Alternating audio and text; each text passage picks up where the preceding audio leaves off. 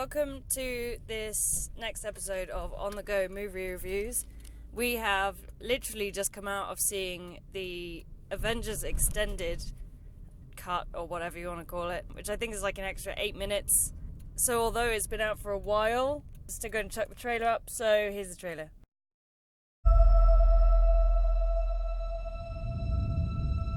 God, seems like 1,000 years ago. I fought my way out of that cave, became Iron Man. Realized I loved you. I know I said no more surprises, but I was really hoping to pull off one last one. The world has changed. None of us can go back.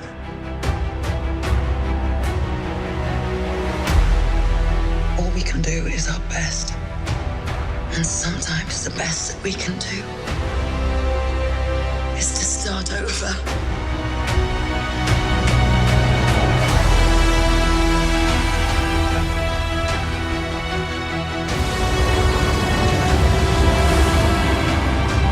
I saw all these people die.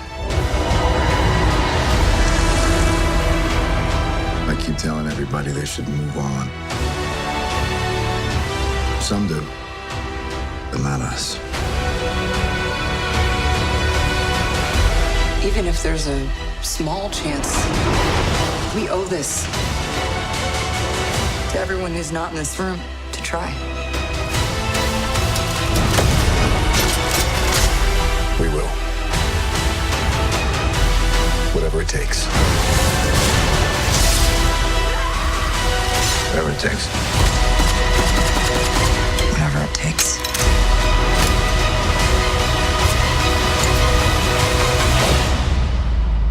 Whatever it takes.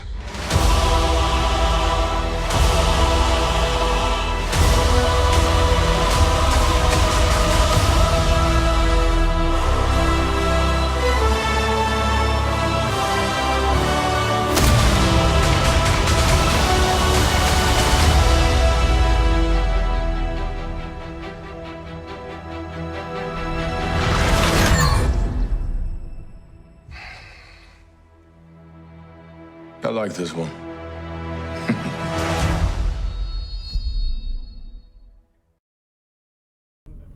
Josh, what did you think of the second time that we've seen Avengers? I absolutely love it. It's everything that I want it to be and more. It's so good, isn't it? It's just as a film in itself, I think it's great. I think as a combination to like the craziest cinematic experiment ever, it's perfect. And as a love letter, I do not think that you could end this phase of the MCU in a better way. I think that they really hit the nail on the head. That's true, yeah. And as like a love letter to the comic book world and universes that I've been embroiled in since I was like 10 years old, if not younger, I feel like the love and the passion that's on the screen, still gets me in the feels. So many feels. So adorable. I actually, watching it the second time around, I noticed some issues with it that I still loved it. It was still amazing, and it still totally made me cry, but not the bit that everyone cries at. There were some. I've got a few storyline issues. I'm going to go through these first. So, first one is when Nebula, like past Nebula, takes future Nebula's Pym particles. She returns to the future, but there must be a second set of Pym particles which allows Thanos and his ship to come to the future. But Nebula from the future, who went back to the past, would only have had one because there are no do-overs and they only have one left to get back. isn't the point that she reprograms the machine in some way? Because she does that little thing with her hand where all of her fingers come out and she stabs it into like the machine. She reprograms the machine so that it doesn't necessarily need the pin particles or something like that. I assume that's her just getting it to work, because how else would the ship be tiny? I don't know. Yeah. So that's... Oh no, yeah, because it has to come through the quantum realm, so I guess it would have to be tiny. Yeah, because it is tiny, and then it gets bigger as it comes out, so how... that doesn't make sense. Well, they've got all this crazy futuristic technology. What's to say that they wouldn't be able to analyze the pin particles very quickly and synthesize more? And replicate it. Yeah, that was kind of where I got with it, but it still annoyed me, because Nebula hands Thanos the pin particles, and then somehow arrives back in the future. Yeah, I figured that they very quickly synthesize more. Okay. Or at least it doesn't isn't there the thing of it doesn't matter how long they spend in the past. Yeah. They still return to that exact same point. At that point. So she could have spent, however long with them synthesizing more so that they can prepare this plan that they've put into action. Yeah, it just annoyed me, because I was like, wait a minute, they don't explain that. The next thing that kind of I'm a bit like, about is the fact that there is no proof that Gamora did not get snapped at the end. And I say it like that because if you are Iron Man and you're like, okay, there's loads of bad guys, I'm going to snap my fingers and get rid of them all, you go either like, what? I'm going to get rid of Thanos and his minions, snap, or I'm going to get rid of everything to do with the past Thanos, snap. And, like, he doesn't really know much about this Gamora, so he wouldn't be like, oh, I'm going to get rid of Thanos and all the past stuff that's come to the future, but not Gamora, snap. Who's to say that Gamora didn't get snapped? Well, it's just yeah, obviously, but there's the thingy of Quill searching for her at the end, and I think the implication is that she still exists somewhere, and I think someone once said to me, oh, well, you don't see her get snapped, which is true, you don't, but there's no proof that she is anywhere, but Quill is searching for her, so it's kind of the implication that, oh, she might exist still in this time and dimension. I will say that I read some rumors about the direction that Guardians of the Galaxy 3 is going in, and which strongly suggest that Gamora is not returning and that Quill is getting a new love interest. That kind of makes me sad. But you just said that you were angry that they implied that she might not be snapped. Yeah, just because it doesn't make sense, but I liked Gamora and Quill's relationship, and I hate it when they finally get relationships to a good place. It seems that every relationship gets to a good place and then one of them dies. Because there's no drama. You gotta maintain drama. One of them has to die. You can have drama without killing off a loved one. Actually, I will say I think that Ant-Man and Wasp are a fantastic example of this. Because their relationship seems to constantly be in a state of drama. Exactly, but without one of them dying and losing each other forever, even though they agree that they love each other and they're happy together. I'm going to diverge for a second and just say that I really like the moment during the big battle at the end when Ant-Man's like, oh yeah, we're going to do this bit, and then all of a sudden Wasp appears next to him. Yep. And then Cap gives them one more order, and then she's like, sure thing, Cap. Because it just, for me, that calls back to the moment in Ant-Man and the Wasp when when they're kind of reconciling a little bit, and Wasp turns to Ant-Man and she says, hey, if you had called me, you would never have been caught. Yeah. But I guess we'll never know. We'll never know, yeah. And I think that's just a fantastic callback to that moment of, yeah, he didn't call her about going to Germany and helping Captain America. Yeah.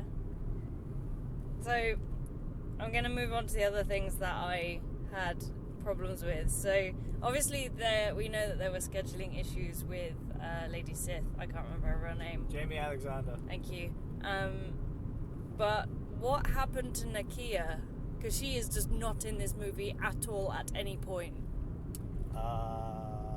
Scheduling issues. Jordan Peele's Us, I think. Because at least have her turn up for that one scene where they're all stood on like the balcony of what's it called? Wakanda. Yeah, of Wakanda. Yeah, they managed to get Angela Bassett. I mean, Yeah. I know that she might not necessarily be as busy as I don't know, she Lupita does quite a Nyong'o. lot. Yeah, but Lupita Nyong'o is like really like hot property at the moment. She's hot. I mean, she's in like Star Wars, and she was in Us, and she is fantastic in Us. Yeah. Angela Bassett's still great though. I still love her to bits. Yeah, I do, and I'm glad that Shuri came back as well. Okay, 2 more things. Only 2. Thor's beard. It changes so much. It's big. It's small. It's blonde. It's brown. It's bushy. It's not bushy. Can we just make it right? And seriously, stop doing Fat Thor. I just don't like it. What is it though that you don't like about Fat Thor? I just think it's dumb. It doesn't look like... It looks fake, and I don't like the fact that it looks fake. Is it because you have such a library of recollection of what Chris Hemsworth usually looks like? I think so, and I think it's like, oh, in my brain's like, oh, Thor's now useless. Even though he's not, he's still pretty badass. To me, it doesn't mean that he's useless. I don't get that. I think it's because at the beginning he's like a slob. Oh, after he kills Thanos and he goes on his little, not retreat, but like, well, he does retreat. He retreats within himself. Right? Yeah, and so I feel like having him stay looking like that is like, I kind of get the impression that he doesn't come out of that. Oh, Thor, the kid's back again. Call me a dickhead. Cool. Tell me if he comes back again, Gog. I love Taika Waititi. I feel like I talk about him in every episode. Oh, he's great. I do love him. He is amazing. And I actually forgot that Korg was in this movie until that point. And I was like, yay! Yeah, because I mean, a lot of people didn't like Fat Thor because they complained that there was like body shaming because they're just constantly kind of mocking him for being fat. But I'm kind of like, the whole point is that Chris Hemsworth is this impeccably chiseled man. Chiseled man. That is the joke. More, you know, it's more of a metatextual joke. Yeah. It's not just going, ha, you're a fat guy. It's going, nah, this is Chris Hemsworth, who we purposely dressed up to look as un-Chris Hemsworth-like as possible. I wonder if that's maybe part of the reason I don't like it as well, because it pulls me out of the movie, because I'm kind of going, well, that's not right, but I know that Chris Hemsworth is just being dressed up in a fat suit, and I'm kind of like, that's pulling me out of... Just pillows under the t-shirt, that's all it is. Yeah, he's just like pregnant Thor. But yeah, so that, yeah. I don't mind it. I like it. I've always liked Volstagg. I like Volstagg. I think he's really great. Past tense. And I think it's great in that sense, but just, I don't know. There's something about it that I don't like. But they're my Thor issues. One last problem I had, which, I mean, everything else I love in this movie. So this is not like saying like, oh, it's full of problems, I don't like it. No, I love this movie. It makes me cry. It makes me laugh. With happiness. And sadness. The cheeseburgers. Oh, cheeseburgers.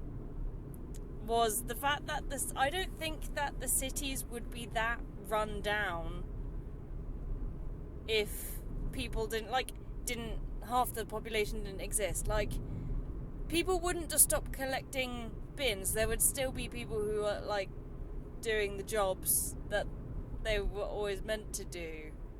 Like, not everything would look like crap, but it does. It's almost like there's no one living there. I think it's because it's the sequence that you're referring to is when Ant-Man first returns, and yeah, sort of. There are other bits as well. Are there? Yeah, throughout the movie, it's basically when it shows cityscapes and things like that. It's like all run down. There's like cars everywhere. There's like the boats are everywhere. There's bins everywhere. Rubbish everywhere. It's just like this. I don't think it would get this bad. Because there's the sequence when Ant-Man first comes back. There's like this interesting juxtaposition between this first scene where he goes through like a neighborhood and there's bins and the cars are missing tires and the kid won't talk to him.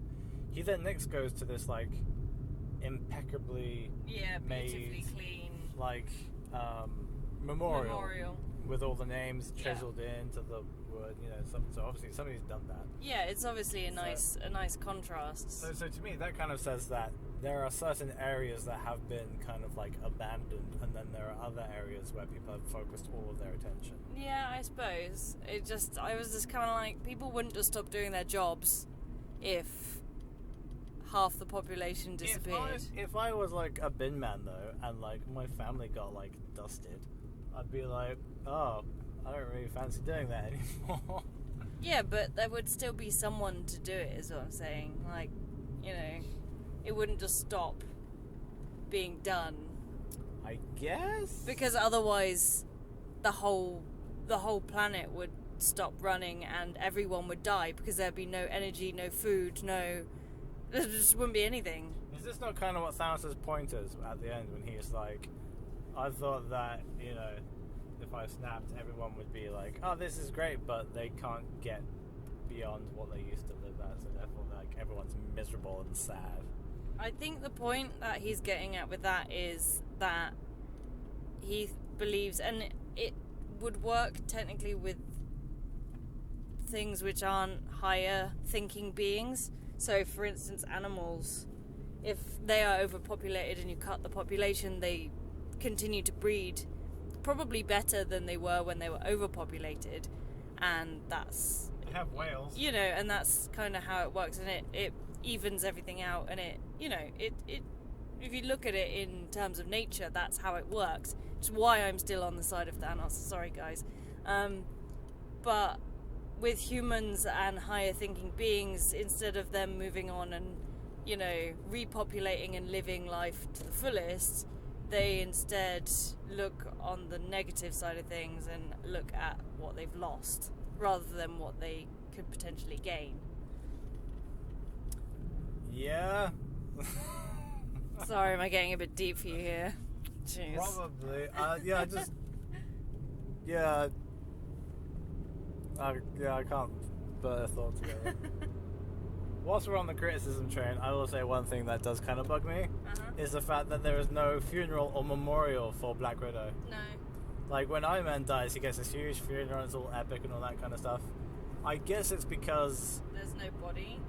Well, I guess... Well, and it happens whilst they are on the mission, so it's just like, oh, that's sad. They have a sad moment, and then they have to continue with the mission. Oh, I was actually going to go for a more meta-textual thing. Okay. This is like, they're actually, like, Robert Downey Jr. is not going to be in any more of these movies. Yeah. Whereas, obviously, Black Widow comes out next year, starring Scarlett Johansson. So.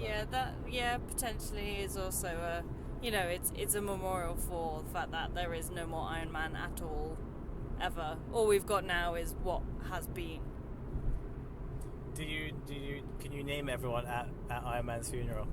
Not like off the top of your head, but like just when you watch it. Yeah, I think so. I know that lots of people struggle. They'll be like, ooh, who's that person? Who's that person? The only one I'm not ever 100% sure of is the kid, who I'm pretty sure is meant to be the kid from Iron Man 3. Yes. The character's name is Harley. Who is then like older, so it's like, who the hell is that? We're almost home, so we should probably talk about what makes the extended cut so different. Yes, yeah, we probably should talk about that. Which before we went in, I made a joke. I said, I bet the extra 8 minutes is going to be the scene on the end. I was right. So, yeah. It's not called the extended cut for a reason. It's because I don't think there's actually any changes to the movie. I didn't recognize anything. I mean, maybe if somebody has an itemized list that I could go through, but there's a slightly longer scene of somebody in pain. A bit longer than the normal, but I didn't notice it. Like I was purposely like trying to like focus on like, is this any different? Have they added something here? But I couldn't see anything. No, I didn't either. So instead, what we get is there was a little message from Anthony Russo, one of the co-directors at the beginning, informing everyone to stick around until the end of the credits. And when you get to the end of the credits, the first thing that we get is spoiler alert. Yeah, spoiler alert for... Will this be released on Blu-ray like this? I don't know. Probably. Who knows? the first thing that you get is you get a little Stan Lee tribute that runs for like 3 minutes. That was really nice. It's like a little thingy about his cameos and in memoriam kind of thing. yeah, yeah, that was nice. I thought that was sweet. One of the things that I like the most is that it shows him interacting with with some of the directors. Yeah. So you get to see him with James Gunn, him with Taika Waititi, him with Kenneth Branagh, Jon Favreau, Joss Whedon. And with the whole cast as well. Like, he's really getting in there. He's not just like he did it in a studio and then like on his own and that was it. He's like there on a set. He's hugging people, taking photos. Yeah. And I must admit, when it came up with, at the end, when it comes up with the words, Stan, we love you 3000. Just, right in the feels. Yeah, right in the feels. That was all up in my feels. So after the Stanley tribute, we get a deleted scene, which, according to Anthony Russo, they really wanted to put in the movie, but they couldn't. I couldn't really see why this scene would have been so important for them.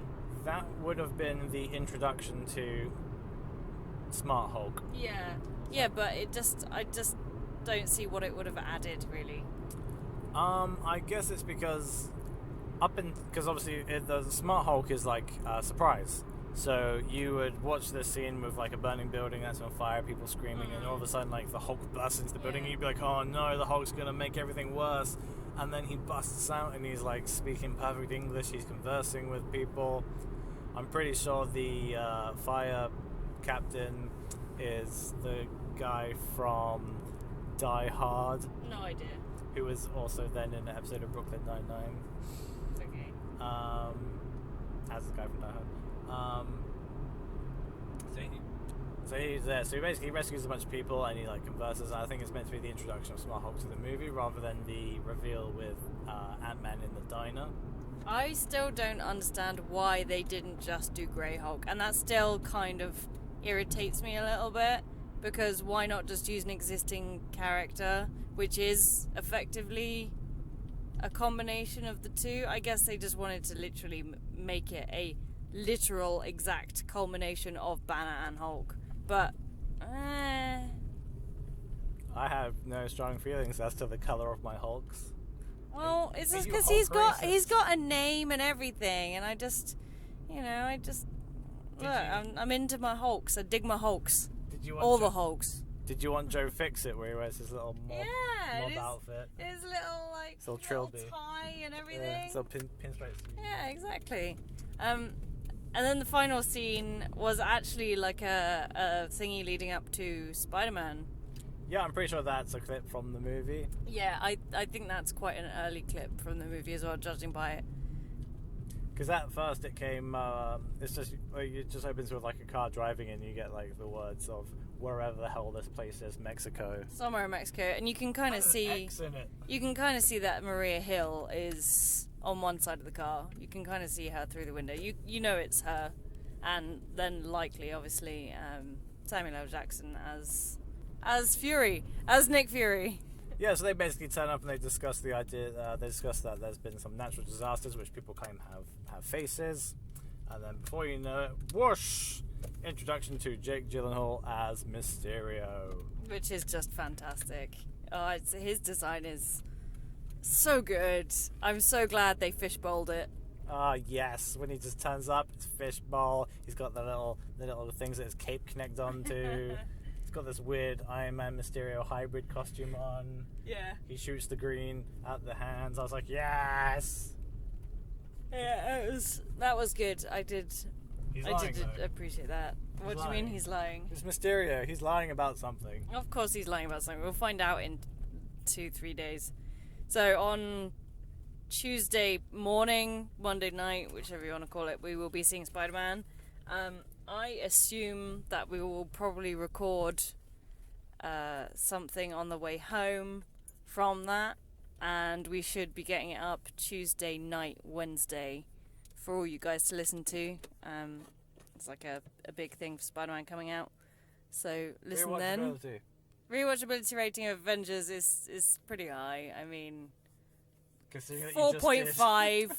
I would always watch it again, although I would probably have to watch it kind of like half watch it, half do something else, because it is very long. You took a wee break. I did. I needed to go to the toilet halfway through. I was like, I'm gonna go now. Which bit did you go for? Where Thor goes and sees his mum. I was like, I really like this scene, but I'm desperate, so I had to leave. I didn't miss much. It's fine. No, that's fair enough. I held on for the whole shebang. 3 hours and 8 minutes that it is now. So but yeah, so you'll hear from us again in hopefully midweek. Yeah, and statistically, you've probably already seen Avengers Endgame, but just in case you haven't, go see it. Yeah, if you haven't, then seriously go see it. Share, like, subscribe, comment, hit the bell. You didn't give any action comment. items. I didn't give any action items. I don't know.